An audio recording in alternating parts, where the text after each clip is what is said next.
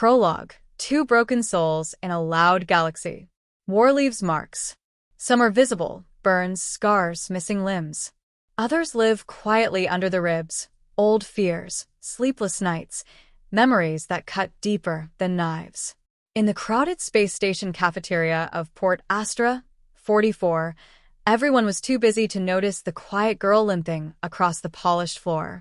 Her name was Asha, a slender alien woman from the Volari, a race known for their dancing grace and long, ribbon-like limbs. Once, Asha's legs had carried her across floating stages, her silver tattoos glowing like liquid moonlight. But now she had only one leg. Her right limb, thin, elegant, and translucent, ended mid-thigh. The second was gone forever, taken in a border raid that destroyed her city's temple hall. She wore an adaptive support frame that hummed softly as she walked, but she still limped, each step echoing her vulnerability. No Volari male wanted her. No one asked her to dance anymore. No one looked at her without pity. No one, except the human man sitting alone at the metal table near the back. His hair was black, streaked with silver. His left arm was metal.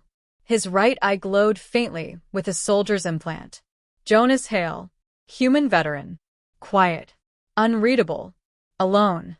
Asha studied him from afar, drawn to the stillness around him, the heavy past that weighed on his shoulders. Something about him felt safe, despite the cybernetic eye and the battlefield rigidity in his posture. She clutched her food tray, heart fluttering, and approached. Chapter 1. Can I share this table with you? The veteran didn't look up when she arrived. He simply ate in silence, eyes fixed on some distant point only he could see. Asha swallowed, gripping her tray for balance. Can I share this table with you? She asked softly. Jonas stopped chewing. Slowly, very slowly, he lifted his gaze. She expected disgust, surprise, or the too familiar pity. Instead, he simply nodded. You can sit, he said. His voice was rough, deep, edged with old wounds, yet gentle enough to crack her chest open. Asha lowered herself with effort, metal frame clicking faintly. A few aliens glanced at her pityingly. A few smirked. Jonas ignored them all. For a moment, neither spoke. Finally, he said, You walk with a support rig. She braced for a cruel remark. Yes, she whispered. I lost my leg 2 years ago. His expression didn't change. So did I, he murmured, tapping his metal arm. Different limb. Same story. Asha blinked. Her heart softened. She wasn't talking to a stranger. She was talking to someone who understood pain. Battle?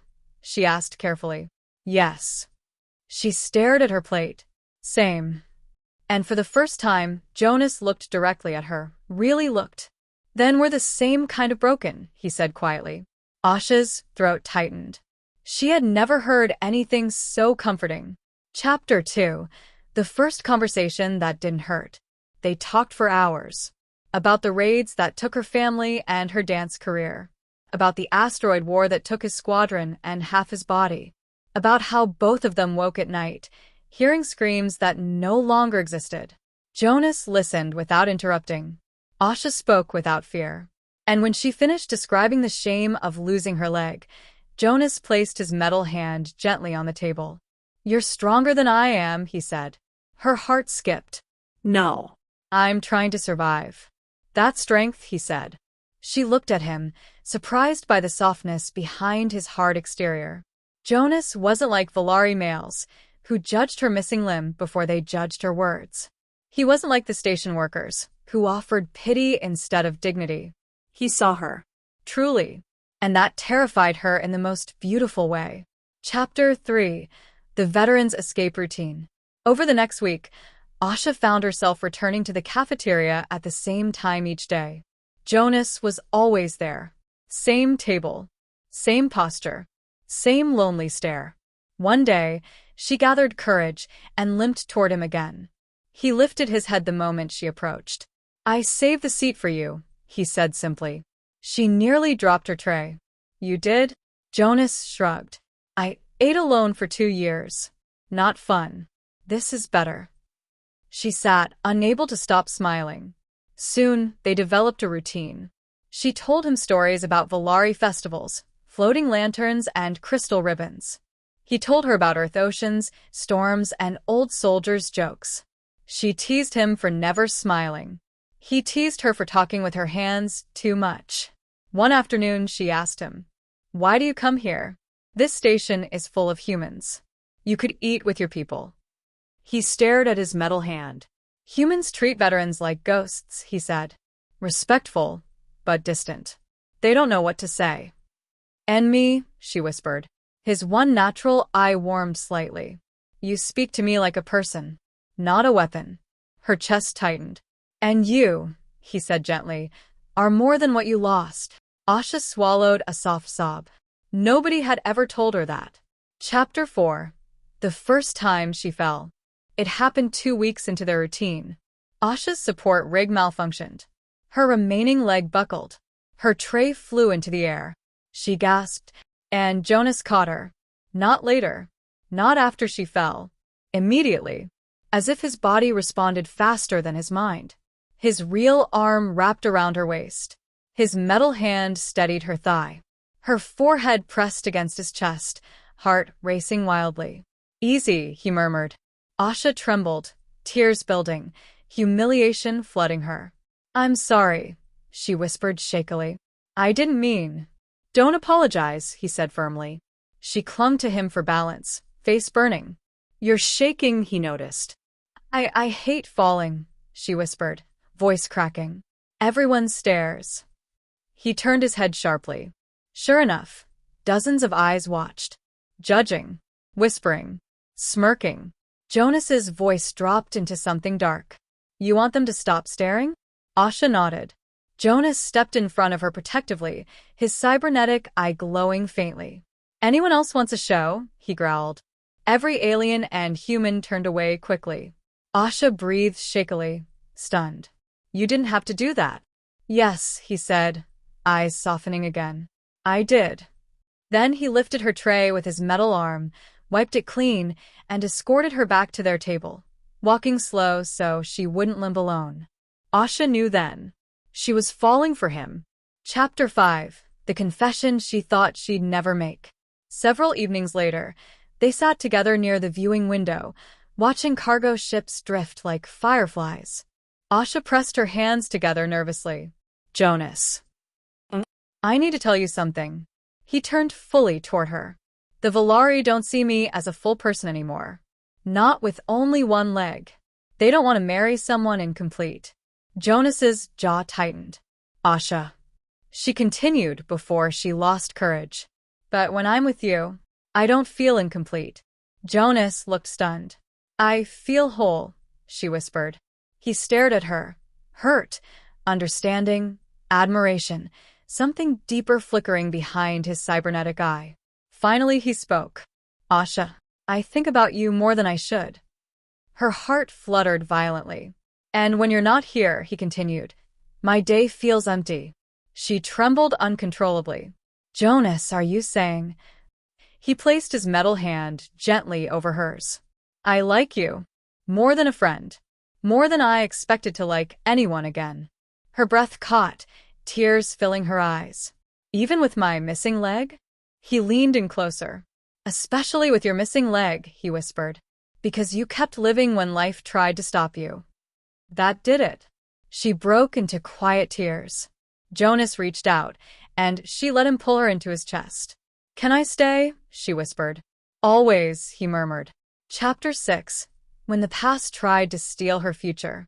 But happiness in the galaxy rarely goes unchallenged. One evening, when Asha approached the cafeteria, 3 Volari males blocked her way. Tall. Perfectly formed, shimmering with arrogance. The tallest sneered. Asha, still clinging to that metal-limbed primitive. She froze. Jonas, at their table, rose immediately. "Back away," he said. The Volari laughed. "You threaten us, human? You're broken." "So is she," another sneered. "Which is why she belongs with her kind, not with a half-machine." Jonas's cybernetic eye flashed dangerously. Asha stepped between them, shaking. "Please stop." But the first Volari grabbed her arm harshly. You embarrass our race. Come home. Asha whimpered, struggling. Jonas moved like a storm. His metal arm locked around the Valari's wrist. His voice was low, deadly. Let Her go. The Valari scoffed until Jonas tightened his grip. A sharp crack split the air. The alien screamed, falling backward. Jonas positioned himself protectively in front of Asha, shoulders squared. You don't touch her, he growled. Station guards rushed in. The Valari males blamed Asha, blamed Jonas, blamed everyone but themselves. But the guards had already seen everything. The Valari were escorted out, furious, humiliated.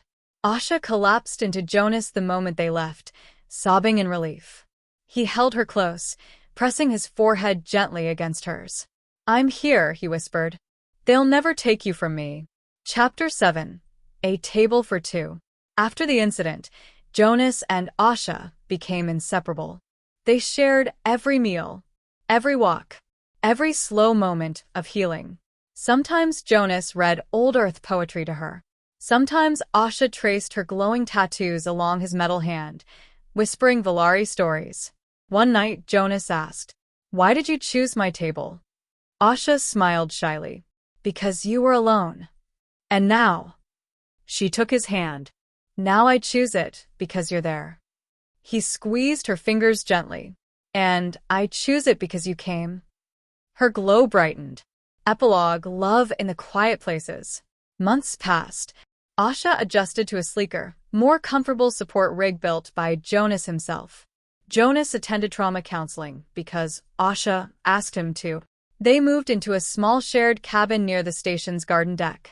Every morning, they ate breakfast together at the same table, no longer alone. Asha would swing her single leg playfully while Jonas tinkered with his metal arm, smiling more often than he ever had in years. One morning, she leaned close and whispered, Jonas. Can I share this table with you forever? He took her hands gently, warmth filling his eyes. You already do. He kissed her forehead, and she glowed brighter than any star outside the station window. Two broken souls, two wounded bodies, two hearts learning to beat again. Together.